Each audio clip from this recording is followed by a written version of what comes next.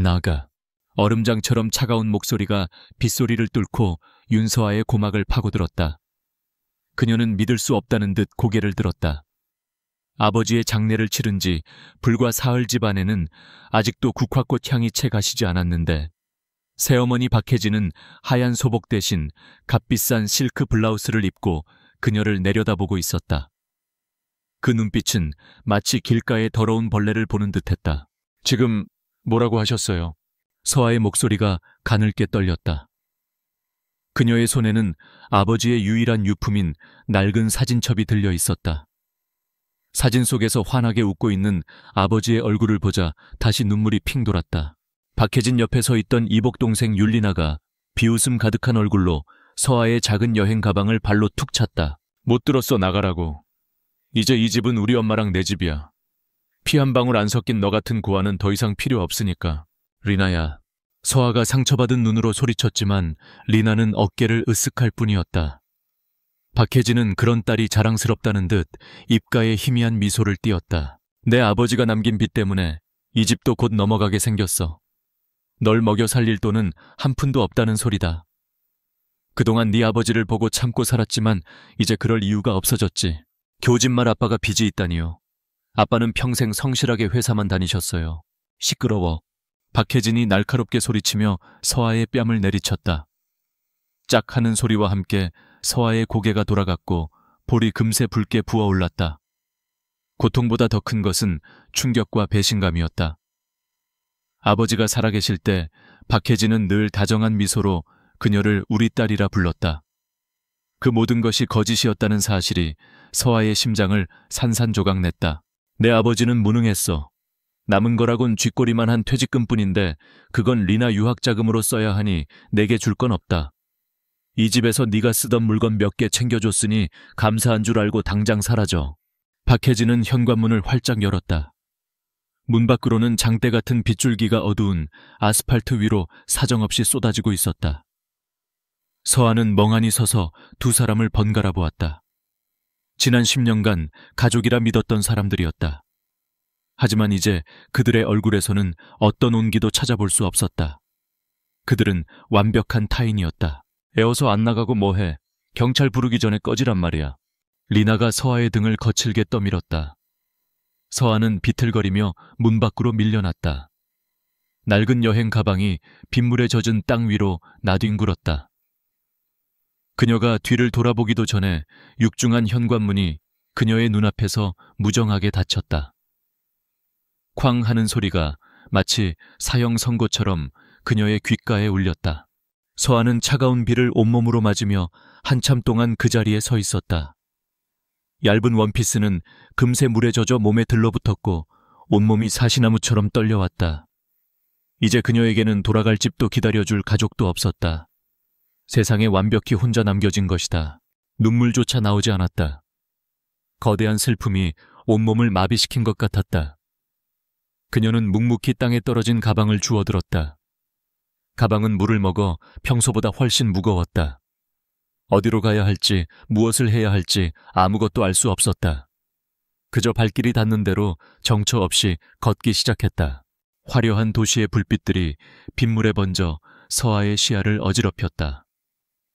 사람들은 바쁘게 제 갈 길을 갔고 흠뻑 젖은 채 걷는 그녀에게 아무도 눈길을 주지 않았다. 아버지와의 행복했던 기억들이 파노라마처럼 스쳐 지나갔다. 놀이공원에서 함께 솜사탕을 먹던 일 그녀가 아플 때 밤새 곁을 지켜주시던 모습, 새어머니와 리나를 가족으로 맞이하며 이제 외롭지 않을 거라고 기뻐하시던 얼굴까지. 아바, 저 이제 어떡해요? 서아는 속으로 울부짖었다. 한참을 걷다 보니 다리가 후들거렸다. 그녀는 버스 정류장 의자에 주저앉았다. 텅 빈 지갑에는 동전 몇 개가 전부였다. 당장 오늘 밤을 보낼 곳도 막막했다. 절망이 파도처럼 밀려와 그녀를 집어삼킬 것만 같았다. 그때였다. 검은색 고급 세단 한 대가 소리 없이 그녀 앞에 빗길에 멈춰 섰다. 서아는 무심코 고개를 들었다. 차 뒷문이 열리고 잘 차려입은 중년의 남자가 검은 우산을 들고 내렸다. 그는 서아에게 다가와 정중하게 고개를 숙였다. 윤서아 양 되십니까? 서아는 경계심 가득한 눈으로 남자를 바라보았다. 누구시죠? 저는 JK그룹의 김비서라고 합니다. 회장님의 명을 받고 왔습니다. JK그룹. 한국에서 모르는 사람이 없는 거대 기업이었다. 서아는 자신이 그런 대단한 사람들과 얽힐 이유가 전혀 없다고 생각했다. 무세운 일로 자세한 이야기는 자리를 옮겨서 하는 것이 좋겠습니다. 비를 너무 많이 맞으셨습니다. 괜찮으시다면 잠시 저와 함께 가주시겠습니까? 김비서의 태도는 지극히 정중했지만 그의 눈빛은 거절을 용납하지 않을 듯 단호했다. 서아는 잠시 망설였다. 낯선 사람을 따라가는 것은 위험한 일이었다. 하지만 지금 그녀에게는 잃을 것이 아무것도 없었다. 이 차가운 빗속에서 밤을 새우는 것보다 더 나쁜 상황이 있을까? 그녀는 결국 작게 고개를 끄덕였다. 김비서는 그녀를 위해 차문을 열어주었다. 차 안은 바깥의 추위가 거짓말처럼 느껴질 정도로 따뜻하고 안락했다. 그는 서아에게 부드러운 담요를 건넸다. 차는 부드럽게 출발해 도시의 불빛 속으로 미끄러져 들어갔다. 차가 도착한 곳은 시내 중심가에 위치한 최고급 호텔의 스위트룸이었다. 서아는 눈앞의 화려함에 압도당했다. 김비서는 그녀에게 따뜻한 차를 권하며 소파에 앉았다. 갑작스럽게 찾아와 놀라셨을 겁니다. 본론부터 말씀드리겠습니다. 김비서는 서류 가방에서 두꺼운 계약서 한 뭉치를 꺼내 테이블 위에 올려놓았다. 저희 JK그룹의 유일한 후계자인 강태준 전무님을 아십니까? 서아는 고개를 저었다. 재벌가의 소식에 관심이 없었다. 강태준 전무님은 현재 의식불명 상태입니다. 얼마 전 불의의 사고로 머리를 크게 다쳐 깨어날 가능성이 희박하다는 진단을 받았습니다. 김비서의 목소리는 담담했지만 서아는 그 안에 담긴 무거운 슬픔을 느낄 수 있었다. 강건호 회장님께서는 하나뿐인 손자를 이대로 보낼 수 없어 하십니다. 그리고 전무님의 그룹 내 입지를 지키기 위해 그에게 법적인 보호자를 만들어주고자 하십니다. 보호자요? 그게 저와 무슨 상관이죠? 김비서는 서아의 눈을 똑바로 바라보았다. 그의 입에서 나온 말은 서아의 상상을 초월하는 것이었다. 윤서아 양께서 강태준 전무님의 아내가 되어주셨으면 합니다. 네. 서아는 자신의 귀를 의심했다. 아내라니. 의식도 없는 사람의 아내가 되라는 말인가. 물론 정상적인 결혼은 아닙니다. 서류상의 결혼이 될 겁니다. 강태준 전무님과 혼인신고를 하고 법적으로 그의 아내이자 보호자가 되어주시면 됩니다. 왜 하필 저죠? 세상에 여자는 많잖아요. 회장님께서 특별히 지시하셨습니다. 돌아가신 윤서아 양의 아버님께서 과거 회장님과 작은 인연이 있으셨다고 들었습니다. 그리고 현재 서아 양의 상황이 저희가 찾는 조건과 부합했습니다. 부모님 없이 기댈 곳 없는 깨끗한 신원의 여성이 필요했습니다. 기댈 곳 없는 깨끗한 신원. 그 말이 비수처럼 서아의 가슴에 꽂혔다. 그녀의 불행이 그들에게는 조건이 된 것이다. 헛웃음이 나왔다. 김비서는 아랑곳하지 않고 말을 이었다. 물론 거저해달라는 것은 아닙니다. 계약이 성사되면 저희는 윤서아 양에게 JK그룹 소유의 최고급 빌라를 제공할 것입니다. 또한 평생 부족함 없이 살 수 있는 생활비와 함께 원하신다면 학업도 계속할 수 있도록 지원을 아끼지 않겠습니다. 그가 제시한 조건은 실로 엄청났다. 평생 만져보지도 못할 돈과 안정된 생활. 박혜진과 리나에게 쫓겨나 길거리를 헤매던 그녀에게는 너무나 달콤한 유혹이었다. 하지만 그 대가는 한 사람의 인생을 저당 잡히는 것이었다. 식물인간의 아내. 황금으로 만든 새장 속의 새. 제가 거절한다면요. 물론 서아 양의 자유의사입니다. 강요할 수는 없습니다. 다만 이 문을 나가시면 다시 차가운 빗속으로 돌아가셔야 할 겁니다. 오늘 밤 주무실 곳은 있으십니까? 김비서의 마지막 질문이 서아의 심장을 찔렀다. 그렇다. 그녀에게는 선택의 여지가 없었다. 이것은 제안이 아니라 동아줄이었다. 썩은 동아줄일지라도 지금의 그녀는 잡아야만 했다. 서아는 눈을 감았다. 아버지의 얼굴, 그리고 박혜진과 리나의 경멸에 찬 얼굴이 번갈아 떠올랐다. 이대로 무너질 수는 없었다. 어떻게든 살아남아야 했다. 살아남아서 언젠가 그들에게 빼앗긴 모든 것을 되찾고 싶었다. 그녀는 천천히 눈을 떴다. 더 이상 눈물은 흐르지 않았다. 그녀의 눈빛은 이전보다 훨씬 단단해져 있었다. 좋아요. 그 계약하겠어요. 서아의 대답에 김비서의 얼굴에 처음으로 옅은 미소가 번졌다. 그는 계약서를 그녀 앞으로 밀어주었다. 현명한 선택이십니다, 사모님. 사모님. 태어나서 처음 들어보는 그 낯선 호칭이 앞으로 그녀가 짊어져야 할 삶의 무게를 실감하게 했다. 서아는 떨리는 손으로 펜을 잡고 자신의 이름 석자를 계약서 위에 적어 내려갔다. 창밖에서는 여전히 비가 내리고 있었다. 그녀의 인생이 송두리째 바뀌는 밤이었다. 다음날 아침 윤서아는 김비서의 차를 타고 서울 외곽의 부촌에 위치한 강씨 가문의 본가 천군제 칭윤자이라 불리는 대저택에 도착했다. 철제 대문이 소리 없이 열리자 동화 속 성처럼 거대하고 웅장한 저택의 모습을 드러냈다. 잘 가꿔진 정원과 분수대를 지나 현관 앞에 차가 멈췄다. 여기서부터는 장 여사께서 안내해 주실 겁니다. 김비서의 말에 서아가 고개를 돌리자 나이가 지긋해 보이는 한 여성이 하인들을 이끌고 계단 위에서 그녀를 기다리고 있었다. 단정하게 빗어 넘긴 머리 한치에 흐트러짐 없는 유니폼, 그리고 감정을 읽을 수 없는 무표정한 얼굴. 그녀가 이 집의 총괄 집사인 장 여사였다. 사모님 오셨습니까? 저는 장은숙이라고 합니다.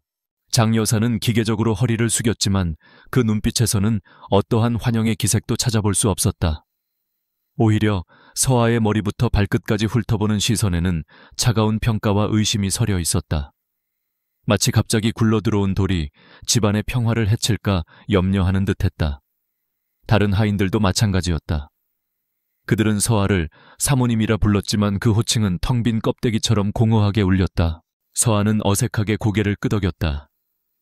그녀의 손에는 여전히 낡은 여행 가방 하나가 전부였다. 저택의 화려함과 자신의 초라한 행색이 극명한 대조를 이루어 그녀를 더욱 위축되게 만들었다. 방으로 안내하겠습니다. 전무님께서 계신 곳입니다. 장 여사는 짧게 말하고는 몸을 돌렸다.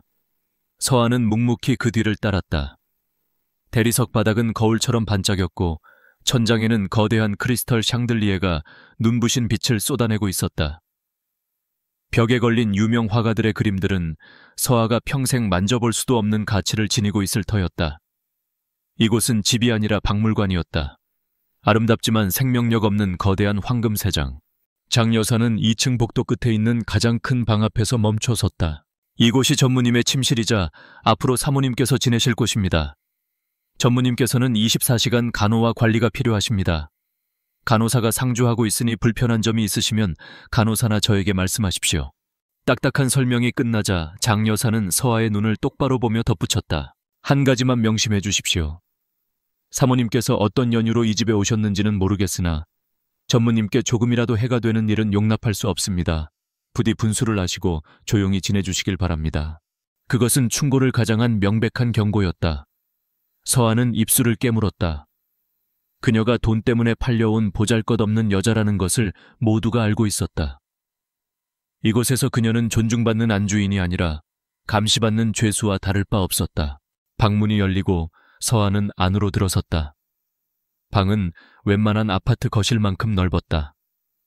한쪽 벽면 전체가 유리창으로 되어 있어 정원이 한눈에 들어왔고 최고급 가구들이 배치되어 있었다. 하지만 방의 절반은 각종 의료기기들로 채워져 있어 병실 특유의 소독약 냄새와 기계음이 흘러나왔다. 그리고 그 중앙의 거대한 침대 위에 한 남자가 누워 있었다. 강태준. 서아는 저도 모르게 숨을 삼켰다. 창백한 얼굴, 굳게 닫힌 눈 미동도 없는 모습이었지만 그의 수려한 외모는 감출 수 없었다. 길게 뻗은 속눈썹이 하얀 피부 위에 그늘을 만들었고 날렵한 콧날과 굳게 담은 입술은 그의 강인한 의지를 보여주는 듯했다. 살아있을 때 그는 얼마나 눈부신 사람이었을까. 서아는 자신도 모르게 그에게서 눈을 떼지 못했다. 그때 김 비서가 서류를 들고 방으로 들어왔다. 사모님, 이제 마지막 절차만 남았습니다. 여기에 서명하시면 혼인신고가 완료됩니다. 결혼식은 없었다. 하객도 축하도 없었다. 오직 차가운 서류 한 장이 그녀의 운명을 결정지을 뿐이었다. 서아는 침대 위에 누워있는 남자를 한번, 그리고 김 비서가 내민 서류를 한번 번갈아 보았다. 이것이 그녀의 결혼이었다. 세상에서 가장 슬프고 외로운 결혼. 그녀는 말없이 펜을 받아들고 자신의 이름을 적었다. 윤서아. 그녀의 이름이 강태준의 이름 옆에 나란히 새겨지는 순간 그녀는 더 이상 이전의 윤서아가 아니었다. 그녀는 이제 JK그룹의 안주인 식물인간이 된 남자의 아내였다.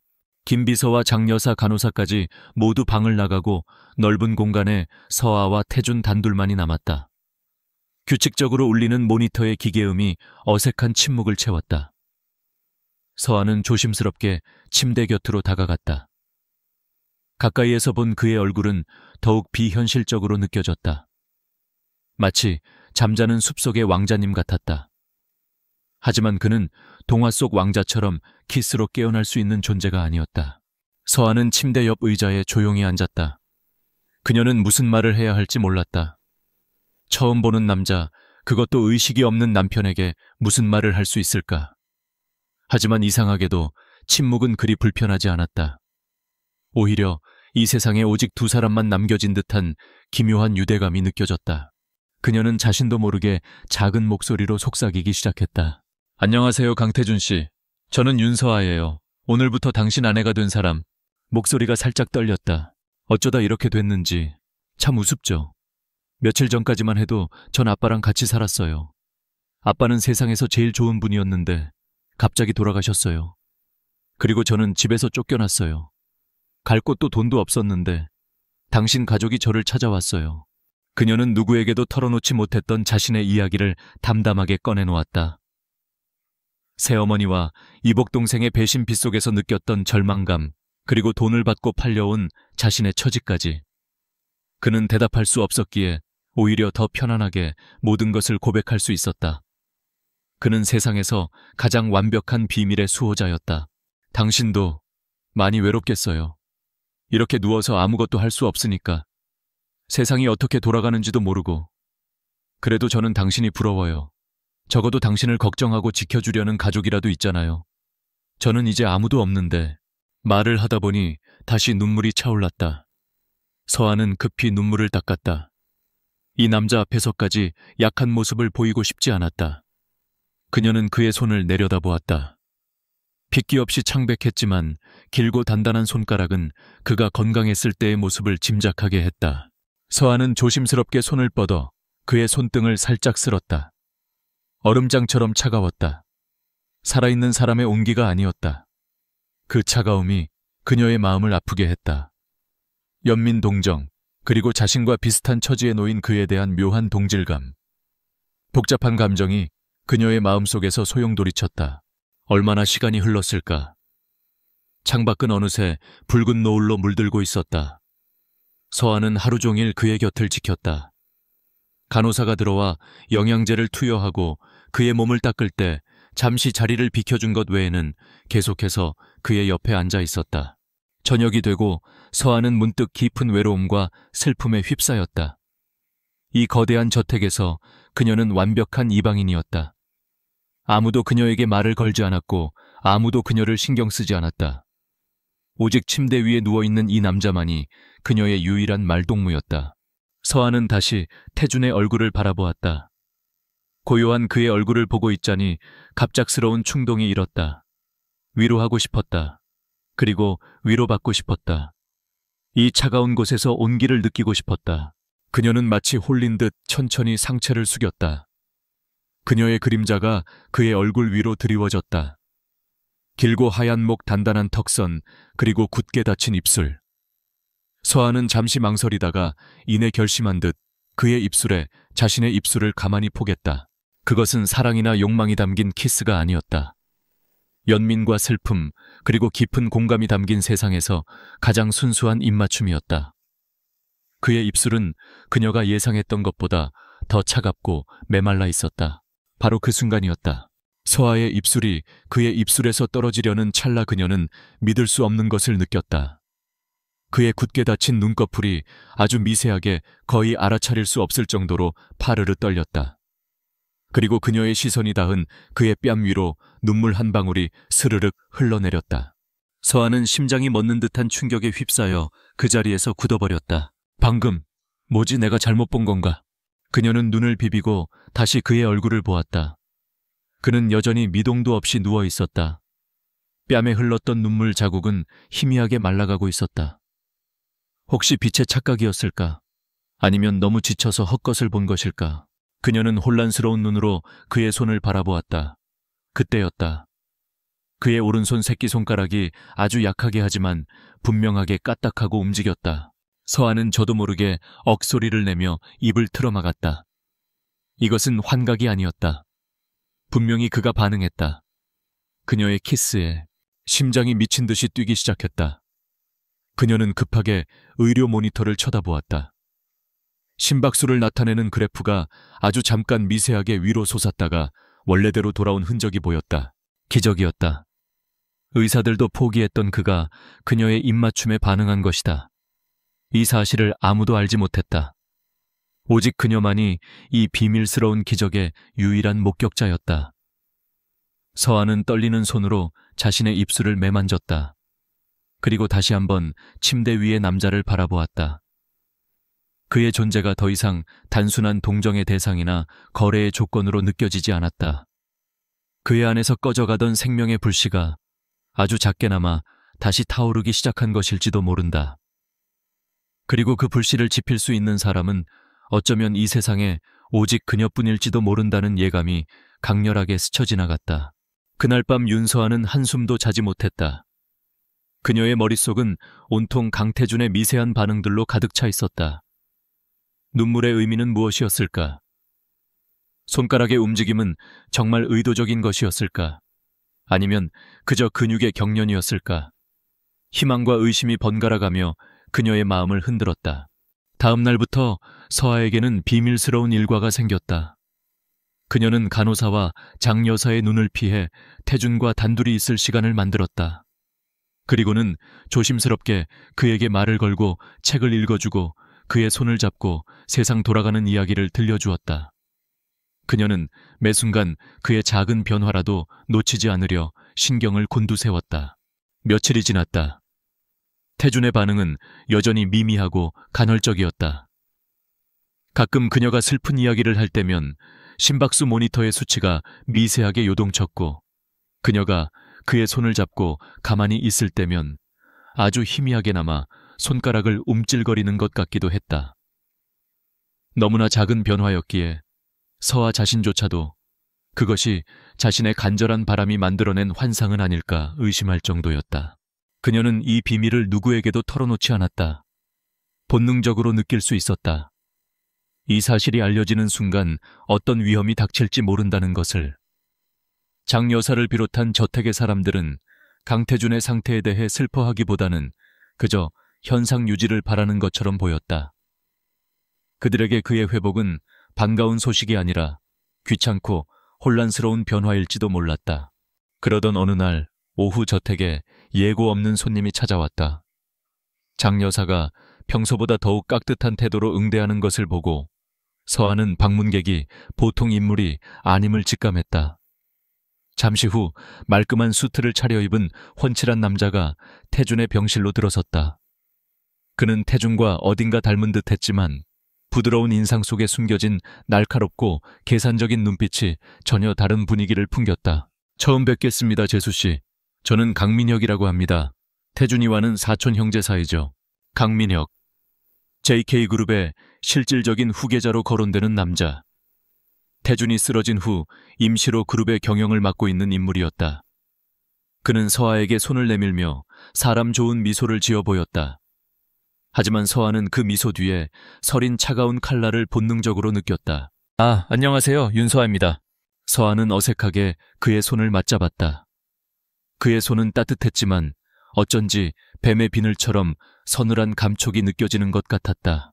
태준이 간호하느라 고생이 많으시겠습니다. 할아버님께서 재수씨 얘기를 많이 하셨습니다. 어려운 상황에서 우리 가문에 와주셔서 감사하게 생각합니다. 그의 말은 정중했지만 어려운 상황과 와주셔서라는 단어에 은근한 가시가 돋쳐 있었다. 마치 돈 때문에 팔려온 주제에 분수를 알라는 무언의 압박처럼 느껴졌다. 별 말씀을요. 서아는 최대한 몸을 낮췄다. 그녀는 강민혁이라는 남자가 자신을 시험하고 있다는 것을 알 수 있었다. 그의 눈빛은 그녀의 속을 꿰뚫어 보려는 듯 집요했다. 민혁은 침대에 누워있는 태준에게로 시선을 돌렸다. 그의 얼굴에 안타깝다는 표정이 스쳐 지나갔다. 하지만 그 표정은 너무나 교과서적이어서 오히려 연기처럼 보였다. 우리 태준이 여전히 그대로군. 의사 말로는 기적을 바라는 수밖에 없다고 하던데. 그는 한숨을 쉬며 태준의 이마를 부드럽게 쓸어주는 신용을 했다. 그러나 그 손길에는 어떠한 온기도 담겨 있지 않았다. 혹시 뭐 달라진 점은 없었습니까? 아주 작은 변화라도 좋습니다. 민혁이 서아를 돌아보며 물었다. 그의 눈빛이 예리하게 빛났다. 서아는 심장이 철렁 내려앉는 것을 느꼈다. 그는 무언가를 의심하고 있는 것일까? 아니면 그저 떠보는 것일까?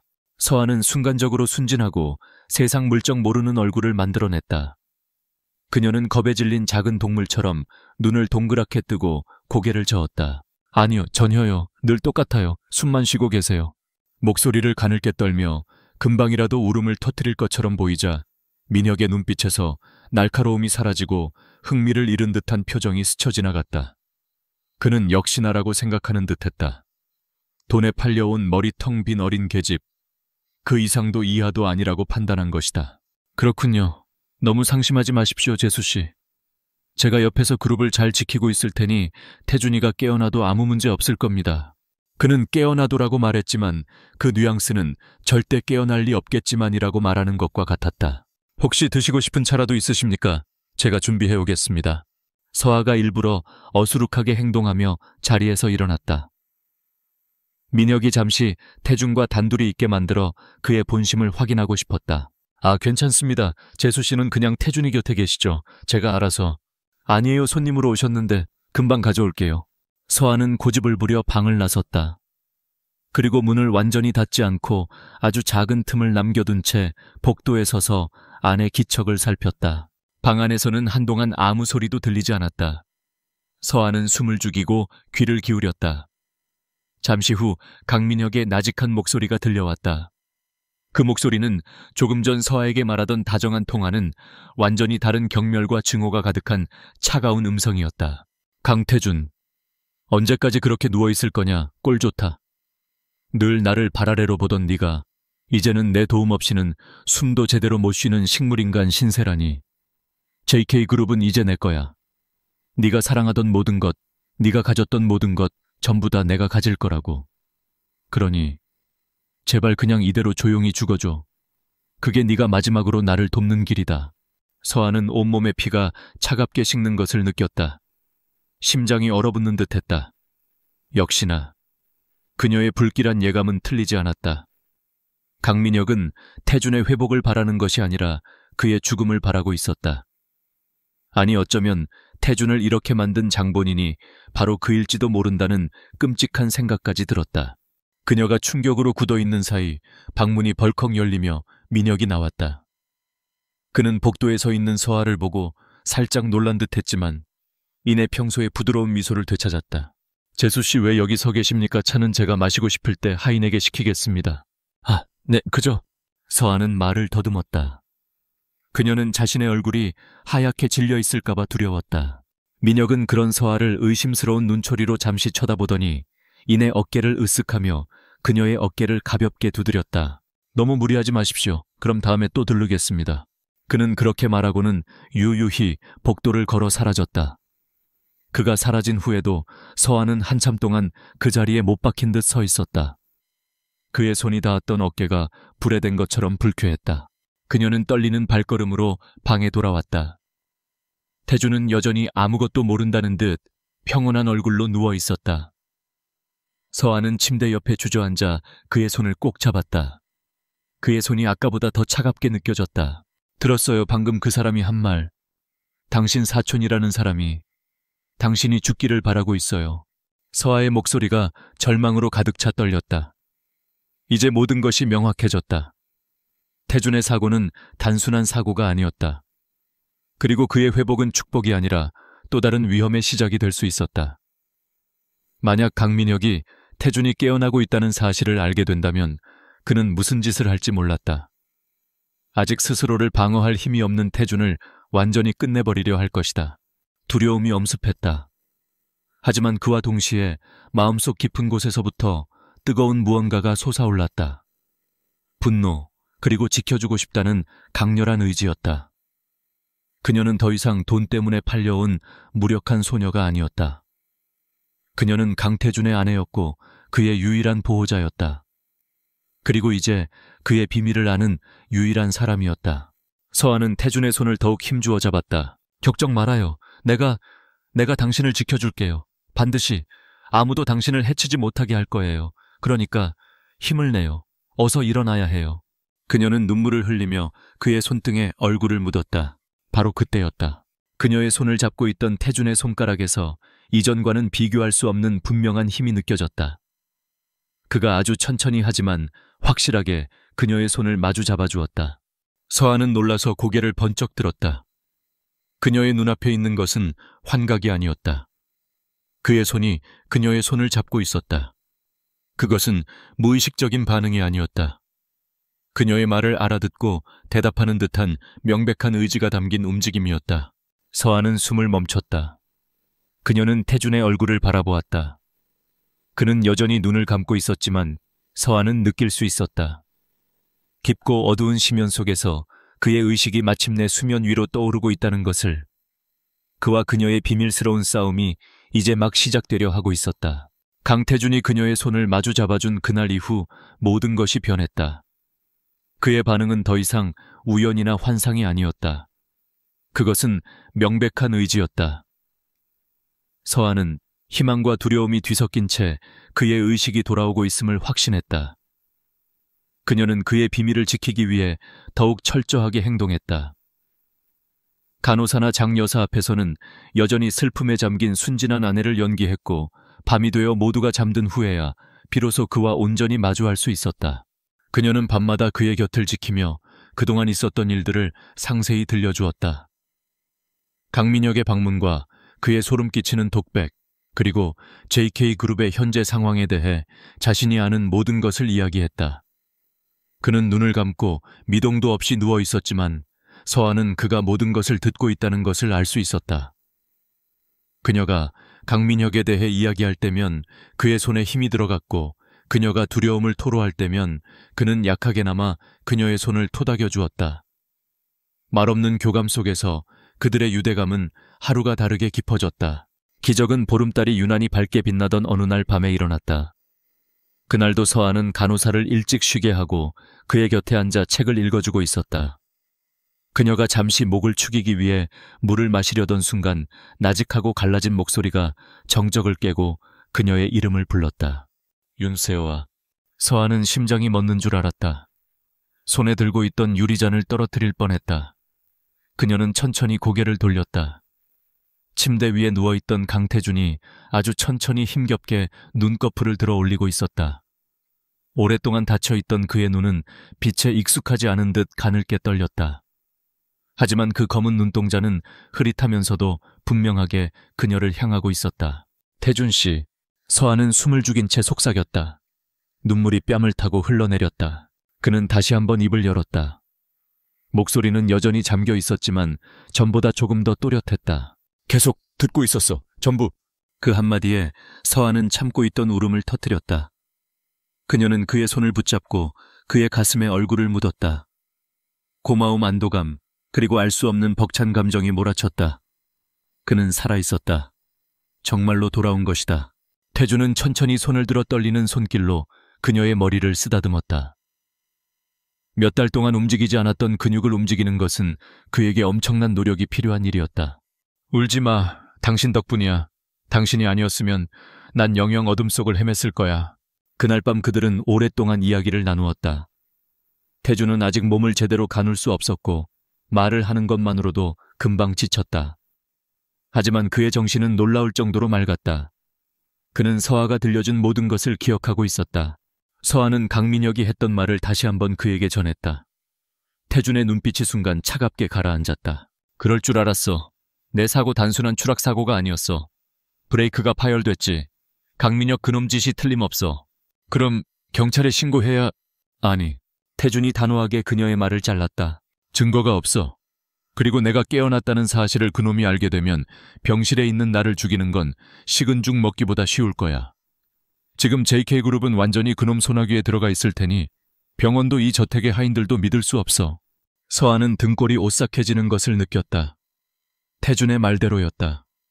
그들은 완벽하게 고립되어 있었다. 적은 밖에 있고 그들은 속수무책으로 노출된 상태였다. 그럼 우린 어떻게 해야 하죠?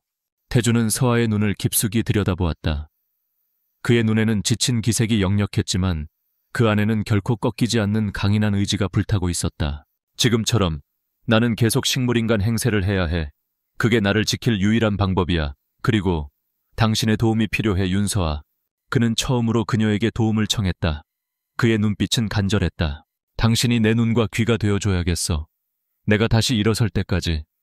위험한 일이라는 거 알아. 당신을 끌어들이고 싶지 않지만 지금 나에게는 당신밖에 없어. 이것은 더 이상 계약 관계가 아니었다. 목숨을 건 동맹의 제안이었다. 서아는 망설이지 않았다. 그녀는 이미 마음을 정했다. 그가 처음 그녀의 손을 잡아주었을 때부터 그녀의 운명은 그의 운명과 단단히 얽혀버렸다. 제가 뭘 하면 될까요? 서아의 단호한 대답에 태준의 눈빛이 부드럽게 풀렸다. 그는 안도와 고마움이 담긴 미소를 지었다. 우선 계속해서 순진하고 어리숙한 아내를 연기해줘. 강민혁이 당신을 완벽하게 무시하고 경계하지 않도록. 그놈의 오만함이 우리의 가장 큰 무기가 될 거야. 네, 알겠어요. 그리고 정보를 모아줘. 강민혁이 요즘 누구를 만나는지, 회사에서 어떤 일들이 벌어지고 있는지. 신문기사나 장 여사와 하인들이 나누는 대화, 그 어떤 사소한 것이라도 좋아. 당신이 보고 듣는 모든 것을 밤에 내게 알려줘.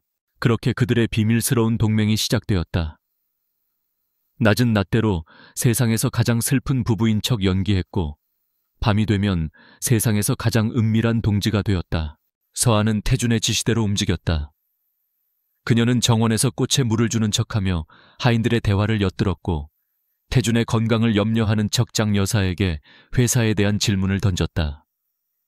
처음에는 그녀를 경계하던 장 여사도 남편 걱정에 세상 물정 모르는 어린 아내의 순진한 질문이라 여기고 조금씩 경계를 풀었다. 서아는 자신이 생각보다 이 역할에 재능이 있다는 것을 깨달았다. 지난 세월 박혜진과 율리나의 비위를 맞추며 살아남기 위해 익혔던 눈치와 인내심이 이제 그녀의 가장 강력한 무기가 되어주었다. 밤이 되면 그녀는 자신이 수집한 정보들을 조각난 퍼즐처럼 태준 앞에 늘어놓았다. 오늘은 강민혁 전무가 이사회에서 신규 리조트 사업 안건을 통과시켰대요. 할아버님께서 반대하시던 사업인데도요. 장 여사님이 통화하는 걸 우연히 들었는데 주치의 선생님을 바꾸자는 이야기가 나왔다고 해요. 태준은 눈을 감고 조용히 그녀의 보고를 들었다. 그리고는 날카롭게 핵심을 꿰뚫는 질문을 던지거나 다음에 무엇을 알아봐야 할지 지시를 내렸다. 신규 리조트 사업의 시공사는 어디지, 그걸 알아봐줘. 주치의는 안 돼. 무슨 수를 써서라도 막아야 해. 할아버지를 찾아가서 울며 매달리기라도 해. 아버님께서 정해주신 분을 어떻게 바꾸냐고 불안해서 잠도 못 잔다고. 그들의 밤은 치밀한 작전 회의로 채워졌다. 서아는 그의 지시대로 움직였고 태준은 그녀가 가져온 정보를 바탕으로 강민혁이 짜놓은 판을 머릿속으로 그려나갔다. 그러는 동안 그들의 관계는 단순한 동맹 이상으로 발전하고 있었다. 서아는 태준의 약한 모습을 보게 되었다. 밤마다 악몽에 시달리며 식은땀을 흘리는 모습, 마음대로 움직이지 않는 몸 때문에 좌절하는 모습. 그럴 때마다 그녀는 그의 곁을 지키며 손을 잡아주고 다독여 주었다. 그녀는 그의 유일한 위안이었다. 태준 역시 서아의 새로운 모습을 발견했다. 처음에는 그저 불쌍하고 가여운 여자라고 생각했지만 함께할수록 그녀가 얼마나 강인하고 현명한 사람인지 알게 되었다. 그녀는 두려워하면서도 결코 물러서지 않았고 어려운 지시도 훌륭하게 수행해냈다. 그는 점점 그녀에게 의지하게 되었고 그녀를 신뢰하게 되었다. 어느 날 밤 서아가 강민혁의 비자금 장부로 의심되는 자료에 대한 단서를 가져왔을 때였다. 그것은 매우 위험한 임무였다. 태준은 그녀의 보고를 듣고 한참 동안 말이 없었다. 미안해. 그가 힘겹게 입을 열었다. 나 때문에 당신을 위험에 빠뜨려서. 괜찮아요. 서아가 부드럽게 미소 지었다. 이제 우리잖아요. 당신 혼자가 아니에요. 그 말에 태준은 복잡한 감정이 담긴 눈으로 그녀를 바라보았다. 그는 손을 뻗어 그녀의 뺨을 감쌌다. 세호아야. 그가 다시 그녀의 이름을 불렀다. 내 서재에 가면 책상 두 번째 서랍 안쪽에 숨겨진 공간이 있어. 거기에 파란색 USB가 있을 거야. 강민혁의 약점이 담겨 있지. 아무도 모르게. 그것을 가져와 줄 수 있겠어. 그게 우리의 첫 번째 반격이 될 거야. 서한은 그의 눈을 마주 보았다. 그 눈에는 그녀에 대한 절대적인 신뢰가 담겨 있었다. 더 이상 망설임은 없었다. 그녀는 결연하게 고개를 끄덕였다. 그들의 연극은 끝나고 이제 방역의 서막이 오르고 있었다. 태준의 서재는 금지된 공간이었다. 그가 쓰러진 이후 강건호 회장의 엄명에 따라 그 누구의 출입도 허락되지 않았다. 서재 앞은 늘 하인들이 오갔고 바로 옆에는 장 여사의 방이 있어 밤에도 몰래 잠입하기란 불가능에 가까웠다. 서한은 며칠 동안 기회만 엿보며 초조해했다. 기회는 예상치 못한 곳에서 찾아왔다. 주말 오후 강 회장이 갑자기 태준을 보러 저택에 들렀다. 온 집안의 하인들과 장 여사의 신경이 온통 회장에게 쏠린 사이 서재 주변은 기적처럼 텅 비게 되었다. 지금이 아니면 안 된다는 직감이 서아의 온몸에 전율처럼 흘렀다. 서아는 심호흡을 하고 태준의 침실을 나섰다. 복도를 걷는 걸음걸음이 납덩이처럼 무거웠다. 혹시라도 누군가와 마주칠까봐 심장이 세차게 방망이질했다. 다행히 서재 앞은 비어 있었다. 그녀는 주머니에 숨겨온 태준이 알려준 예비 열쇠로 조심스럽게 문을 열었다. 딸칵하는 작은 소리가 유난히 크게 들렸다. 서재 안은 시간이 멈춘 듯했다. 주인이 쓰러진 그날의 모습 그대로였다. 공기는 무거웠고 희미한 먼지와 오래된 책 냄새가 섞여 풍겨왔다. 그녀는 곧장 거대한 원목 책상으로 다가갔다. 심장이 금방이라도 입 밖으로 튀어나올 것 같았다. 두 번째 서랍 안쪽. 태준의 목소리를 되뇌며 그녀는 서랍을 열었다. 서랍 안에는 평범한 필기구와 서류들이 들어있었다. 그녀는 손을 깊숙이 넣어 안쪽 벽을 더듬었다. 손끝의 나무와는 다른 약간의 이질적인 감촉이 느껴졌다. 그녀가 그곳을 살짝 누르자 딸깍 소리와 함께 서랍 안쪽에 숨겨진 작은 공간이 모습을 드러냈다. 그 안에는 차가운 금속 감촉의 파란색 USB 하나가 조용히 잠들어 있었다. 서한은 그것을 재빨리 손에 쥐고 원래대로 위장한 뒤 서재를 빠져나왔다. 자신의 방으로 돌아와 문을 잠그고 나서야 그녀는 비로소 참았던 숨을 몰아쉴 수 있었다. 손바닥 안에 작은 USB가 묵직하게 느껴졌다. 이것이 방역의 시작이었다. 그날 밤 서한은 태준의 침실에 있는 개인용 노트북에 USB를 연결했다. 태준은 그녀의 어깨 너머로 화면을 주시했다. USB 안에는 암호화된 파일들이 가득했다. 태준이 불러주는 대로 암호를 입력하자 강민혁의 추악한 비밀들이 담긴 장부 파일이 열렸다. 유령 회사를 통한 비자금 조성 내역 협력업체와의 불법 리베이트 거래 주가 조작을 의심케 하는 정황까지. 이것만으로는 부족해. 결정적인 증거가 없어. 놈이 교묘하게 꼬리를 잘라놓았군. 태준이 분한 목소리로 말했다. 하지만 이걸 미끼로 쓸 수는 있지. 놈을 자극해서 스스로 무너지게 만드는 거야. 태준은 서아에게 첫 번째 작전을 지시했다. 그것은 정면 공격이 아닌 적의 마음에 의심의 씨앗을 심는 교란 작전이었다. 며칠 후 강 씨 가문의 저녁 식사 자리. 강 회장과 강민혁 그리고 서아가 한 테이블에 앉았다. 무겁고 어색한 침묵 속에서 식사가 이어졌다. 강민혁은 마치 자신이 이 집의 주인인 것처럼 자연스럽게 행동하며 회사 이야기를 꺼냈다. 할아버님 이번에 추진하는 오션팰리스 리조트 사업은 아주 순조롭게 진행되고 있습니다.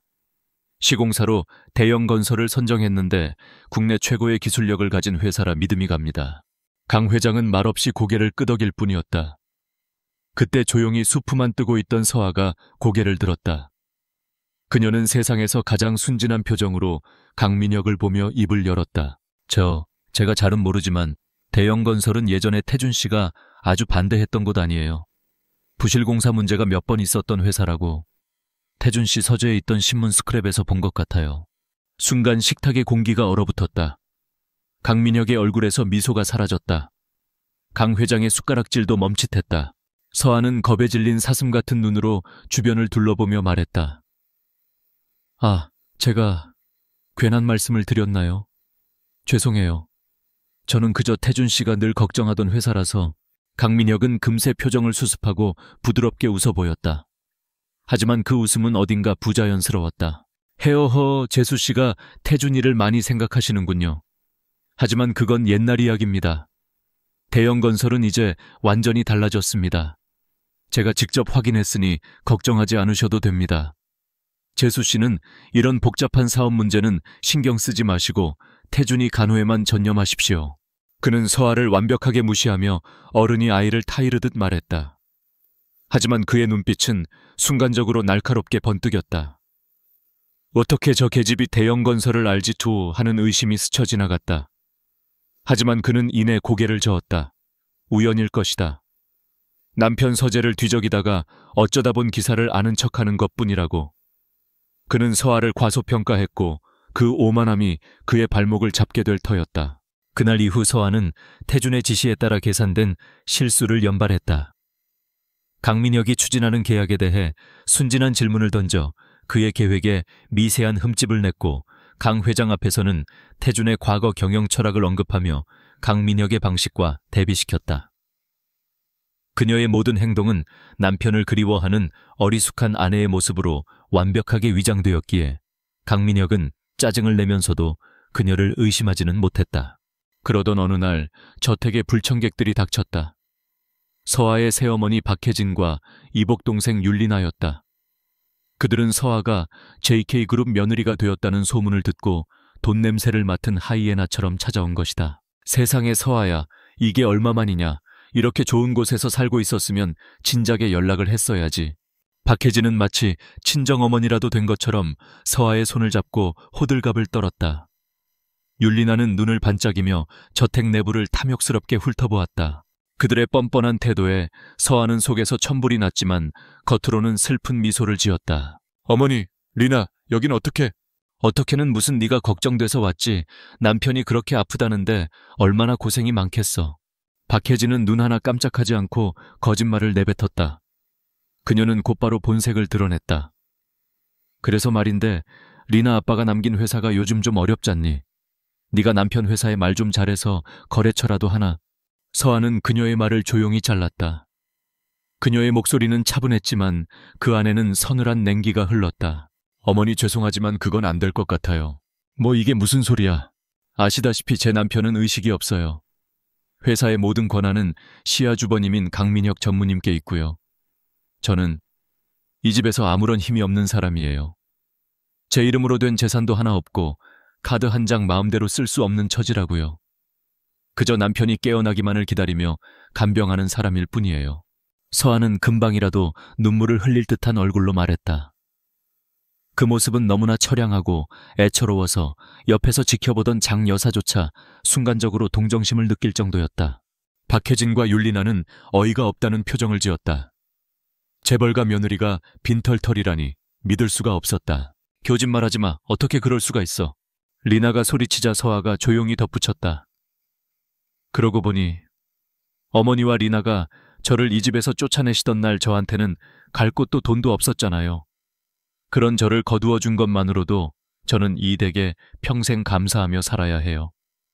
어떻게 감히 제 가족을 위해 무언가를 해달라고 부탁하겠어요. 그랬다간 저 또 쫓겨날지도 몰라요. 그녀의 마지막 말은 박혜진과 율리나의 얼굴을 하얗게 질리게 만들었다. 자신들이 서아에게 했던 짓을 은연중에 상기시킨 것이다. 더 이상 돈을 뜯어낼 수 없다는 것을 깨달은 두 사람은 분한 얼굴로 욕설을 퍼붓고는 도망치듯 저택을 떠났다. 그들이 사라진 후 장 여사가 조용히 서아에게 다가와 따뜻한 차를 건넸다. 힘드시겠습니다, 사모님. 그것은 장 여사가 처음으로 서아에게 보인 진심 어린 위로였다. 서아는 말없이 고개를 숙였다. 작은 복수였다. 하지만 통쾌했다. 그녀는 더 이상 비바람에 흔들리던 연약한 갈대가 아니었다. 그날 밤 서아는 태준에게 낮에 있었던 일을 보고했다. 태준은 그녀의 이야기를 듣고 희미하게 미소 지었다. 잘했어. 아주 잘했어, 윤서아. 그의 칭찬에 서아는 가슴이 따뜻해지는 것을 느꼈다. 강민혁이 슬슬 초조해지기 시작했을 거야. 자기가 보기엔 하찮은 계집애가 자꾸 자기 발목을 잡으니까. 오만함에 빠진 인간일수록 예상치 못한 변수에 가장 약한 법이거든. 태준의 말대로였다. 강민혁은 서아의 존재가 점점 눈에 거슬리기 시작했다. 그리고 강 회장 역시 순진한 손주 며느리의 입을 통해 나오는 우연한 말들 때문에 조금씩 강민혁의 경영 방식에 의구심을 품기 시작했다. 첫 번째 수는 성공적으로 놓였다. 이제 저기 스스로 무덤을 파도록 만들 두 번째 수를 둘 차례였다. 강태준의 휠체어 바퀴가 서재의 두꺼운 카펫 위를 소리 없이 굴러갔다. 그의 몸은 아직 완벽히 회복되지 않았지만 그의 눈빛은 과거 그 어느 때보다 날카롭게 빛나고 있었다. 그의 앞에는 노트북 화면이 띄워져 있었고 화상 연결을 통해 한 남자가 긴장된 얼굴로 그를 마주보고 있었다. JK그룹의 원로 이사이자 태준의 아버지가 살아생전 가장 신임했던 박진수 이사였다. 준비는 다 되셨습니까, 전무님? 네, 이사님. 그동안 고생 많으셨습니다. 이제 마지막입니다. 태준의 목소리는 낮고 차분했다. 지난 몇 주간 서아는 태준과 박 이사 사이의 비밀 연락책 역할을 해왔다. 그녀는 태준의 지시를 쪽지에 적어 아무도 모르게 박 이사에게 전달했고 박 이사는 태준이 심어놓은 충성스러운 직원들과 함께 물밑에서 증거를 수집하고 방역을 준비했다. 그들의 마지막 계획은 강민혁의 가장 큰 약점, 바로 그의 탐욕과 조급함을 이용하는 것이었다. 제가 흘린 정보 강민혁에게 들어갔습니까? 태준이 물었다. 네, 경쟁사인 한성그룹이 저희가 추진 중인 리조트 사업 부지 인근의 땅을 대거 매입했으며 곧 대규모 투자 계획을 발표할 거라는 거짓 정보를 흘렸습니다. 강민혁의 비서 라인을 통해 들어갔으니 분명 제 귀에까지 들어왔을 겁니다. 계획대로였다. 강민혁은 자신이 조성한 비자금의 상당 부분을 리조트 사업과 관련된 페이퍼 컴퍼니에 묶어두고 있었다. 경쟁사의 등장으로 사업이 좌초될 위기에 처하면 그 돈의 출처가 드러날 것을 두려워해 분명 자금을 급하게 옮기려 할 터였다. 함정은 바로 거기에 있었다. 이제 기다리는 일만 남았습니다. 태준은 화상 연결을 끊고 서아를 바라보았다. 그녀의 얼굴에는 걱정이 가득했다. 너무 걱정하지 마. 내가 만든 덫이야. 사냥감이 제 발로 걸어 들어올 일만 남았어. 그는 안심시키듯 그녀의 손을 잡았다. 그의 손은 따뜻하고 강했다. 태준의 예측은 정확했다. 거짓 정보에 속아 넘어간 강민혁은 패닉에 빠졌다. 그는 자신의 비밀 자금이 발각될 위기에 처하자 이성을 잃고 서둘러 자금을 해외의 안전한 계좌로 옮기기 시작했다. 여러 페이퍼 컴퍼니를 거치며 복잡하게 얽혀있던 자금들이 하나의 목표 지점을 향해 움직이는 그 순간 박 이사가 이끌던 회계 분석팀의 추정망에 모든 거래 내역이 포착되었다. 횡령의 결정적인 증거, 스모킹건이 확보된 것이다. 모든 증거를 손에 넣은 강민혁은 자신감이 넘쳤다. 그는 자신의 비자금을 안전하게 지켰다고 착각했고 이제 마지막 걸림돌인 강태준을 그룹에서 완전히 제거하기 위해 긴급 이사회를 소집했다. 강태준의 장기적인 의식불명 상태를 근거로 그의 모든 직위를 박탈하고 자신을 공식적인 후계자로 추대하려는 속셈이었다. 결전의 날, JK그룹 본사 최고층에 위치한 이사회 회의실에는 팽팽한 긴장감이 감돌았다. 강민혁은 회의의 주재자로서 의장석에 앉아 만족스러운 미소로 이사들을 둘러보았다. 모든 것이 그의 계획대로 흘러가고 있었다. 이제 따라 현 강태준 전무의 건강 상태에 대한 안건을 상정합니다. 아시다시피 강 전무는 불의의 사고 이후 반년이 넘도록 의식을 회복하지 못하고 있습니다. 회사 경영의 안정을 위해 더 이상 그의 자리를 비워둘 수는 없다는 것이 저의 판단입니다. 강민혁은 비통한 표정을 연기하며 말했다. 몇몇 이사들이 동조하며 고개를 끄덕였다. 따라서 강태준 전무의 모든 직위를 해제하고 그룹의 비상 경영 체제를 이끌어갈 새로운 바로 그때였다. 묵직한 회의실 문이 아무런 노크 소리도 없이 활짝 열렸다. 모든 이사들의 시선이 문가로 쏠렸다. 그곳에는 박진수 이사가 굳은 얼굴로 서 있었다. 그리고 그의 뒤로 휠체어를 탄 한 남자가 천천히 회의실 안으로 들어왔다. 회의실 안의 모든 사람들이 숨을 삼켰다. 의장석에 앉아있던 강민혁의 얼굴에서 핏기가 사라지고 마치 유령이라도 본 듯한 표정으로 굳어버렸다. 휠체어에 앉아있는 사람은 지난 반년간 식물인간으로 알려졌던 강태준이었다. 그는 아직 병색이 완연했지만 똑바로 편 허리와 상대를 꿰뚫어 보는 듯한 형형한 눈빛은 과거의 그와 조금도 다르지 않았다. 회의실은 물을 끼얹은 듯 조용해졌다. 태주는 천천히 회의실을 둘러본 후 시선을 강민혁에게 고정했다. 그의 목소리는 아직 완전히 회복되지 않아 조금 쉬어 있었지만 회의실 전체를 울리기에 충분히 힘있고 단호했다. 오래 자리를 비워서 미안합니다, 이사님들. 그는 잠시 말을 끊었다가 얼어붙은 강민혁을 향해 차가운 미소를 지으며 말을 이었다. 그리고 내 사촌 강민혁 전무가 해명해야 할 일이 몇 가지 있는 것 같군. 강민혁이 벌떡 자리에서 일어났다. 네가 어떻게? 말도 안 돼. 말이 안 되는 건 네가 저지른 짓들이겠지. 태준의 말과 함께 박 이사가 노트북을 회의실 대형 스크린에 연결했다. 화면에는 강민혁이 세운 수많은 유령 회사들의 이름과 그 회사들을 통해 돈이 빠져나간 복잡한 자금 흐름도가 나타났다.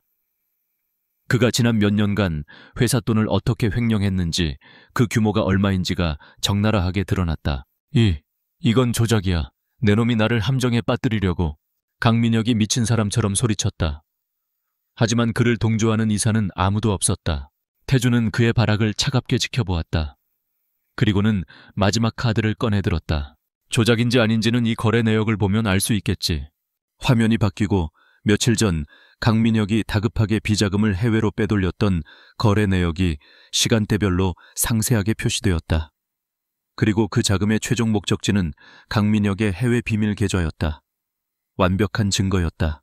그리고 한 가지가 더 있어. 태준의 목소리가 얼음처럼 차가워졌다. 화면에는 또 다른 금융거래 내역이 나타났다. 그것은 태준이 사고를 당하기 바로 전날 강민혁의 페이퍼 컴퍼니 중 하나에서 대포 통장으로 거액이 송금된 기록이었다. 이 돈 어디로 갔는지 알아. 내 차의 브레이크를 고장낸 자동차 정비세계로 갔더군. 그 정비사 지금 모든 걸 자백하고 검찰 조사를 받고 있어. 횡령뿐만이 아니라 살인 미수 혐의까지 추가될 것 같은데 강민혁 전무. 그 순간 강민혁의 모든 것이 무너져 내렸다. 그는 다리에 힘이 풀린 듯 의자에 주저앉았다.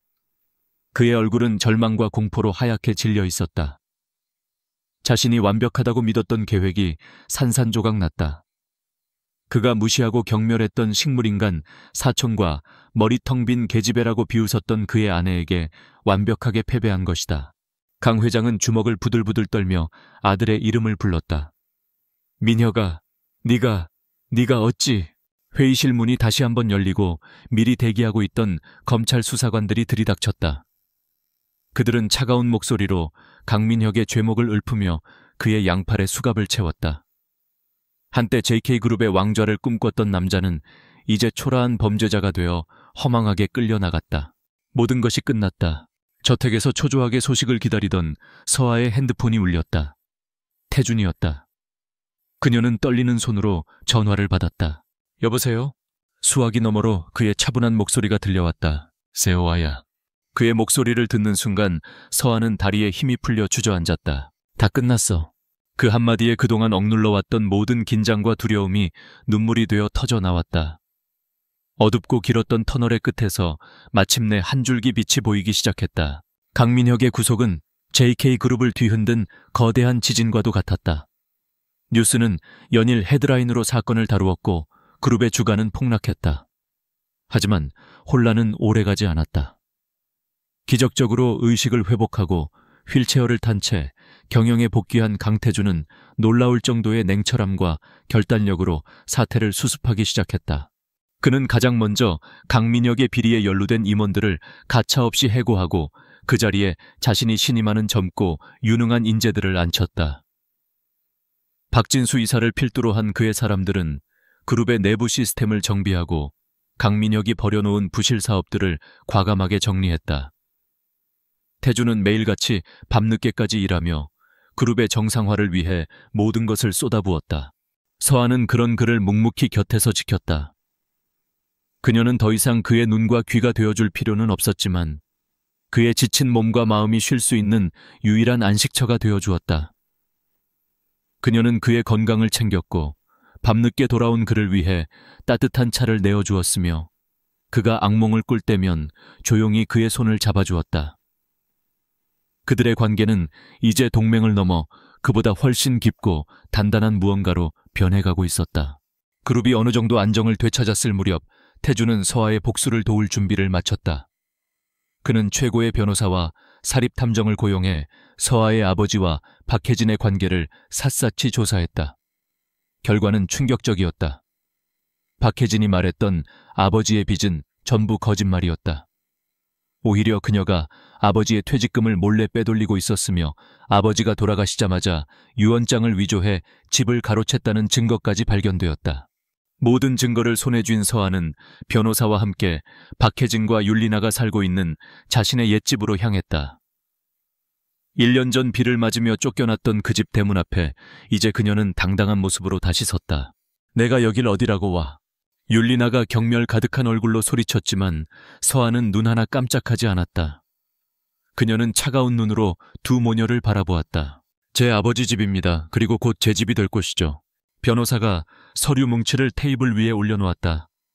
사문서 위조 횡령 사기. 그들의 모든 죄목이 적나라하게 기록되어 있었다. 이게 다 뭐야? 전부 거짓말이야.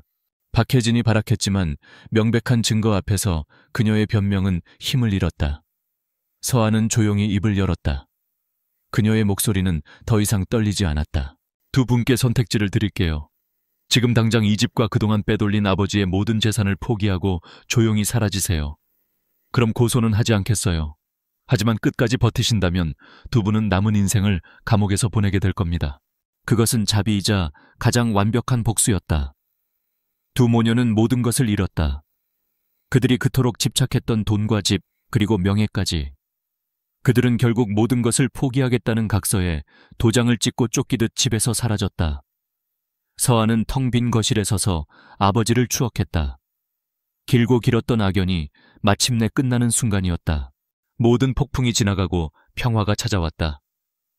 태주는 재활치료에 매진하여 마침내 휠체어에서 일어날 수 있게 되었다.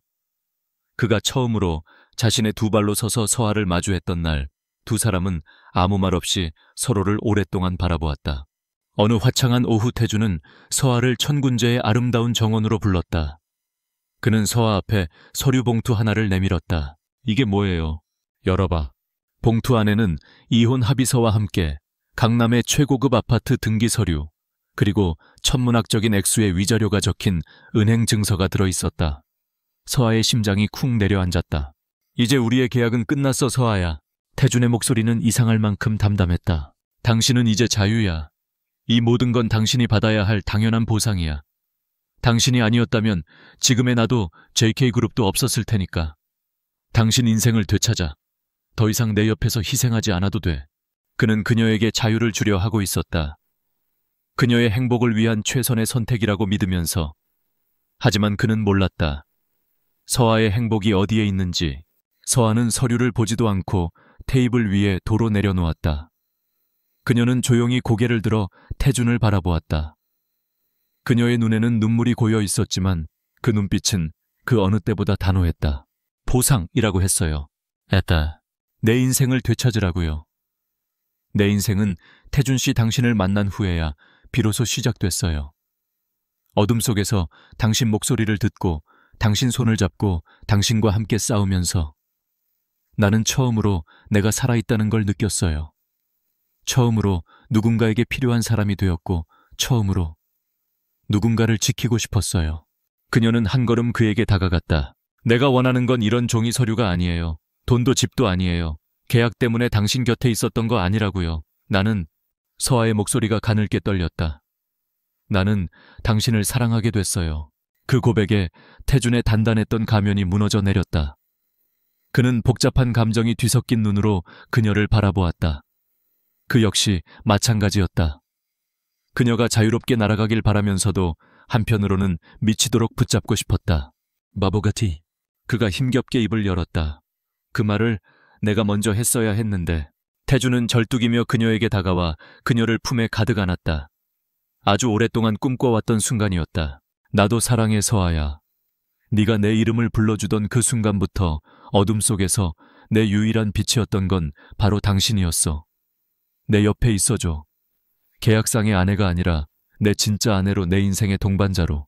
서아는 그의 품에 안겨 행복의 눈물을 흘렸다. 그들의 길고 길었던 겨울이 끝나고 마침내 따스한 봄이 찾아왔다. 1년 후 JK그룹 창립 기념 파티장. 수많은 취재진의 플래시 세례 속에서 완벽하게 건강을 되찾은 강태준 회장이 아름다운 아내의 손을 잡고 입장했다. 서아는 더 이상 주눅든 고아 소녀가 아니었다. 그녀는 우아하고 기품 있는 JK그룹의 안주인이자 남편의 가장 든든한 조력자였다. 사람들은 기적적으로 살아 돌아온 남자와 그의 옆을 지킨 아내의 이야기를 동화처럼 이야기했다. 하지만 두 사람만이 알고 있었다. 그들의 이야기는 동화가 아니라 절망의 끄트머리에서 서로를 구원해낸 치열한 사랑 이야기라는 것을. 파티가 끝난 후 두 사람은 잠시 시끄러운 행사장을 벗어나 테라스로 나왔다. 서아는 자신의 옛집을 개조해 만든 윤서아 장학재단의 성공적인 첫 사업 보고를 마친 참이었다. 아버지께서도 기뻐하실 거야. 태준이 그녀의 어깨를 감싸며 말했다. 고마워요. 모든 게 당신 덕분이에요. 서아가 그의 가슴에 기댔다. 아니, 우리 덕분이지. 태준은 그녀의 이마에 부드럽게 입을 맞췄다. 모든 것을 잃었던 한 여자와 모든 것을 가졌지만 죽어가던 한 남자. 그들은 세상에서 가장 어울리지 않는 계약으로 만났지만 서로의 상처를 보듬고 영혼을 구원하며 가장 완벽한 한 쌍이 되었다. 비극으로 시작된 그들의 이야기는 이제 막 가장 행복한 페이지를 넘기고 있었다.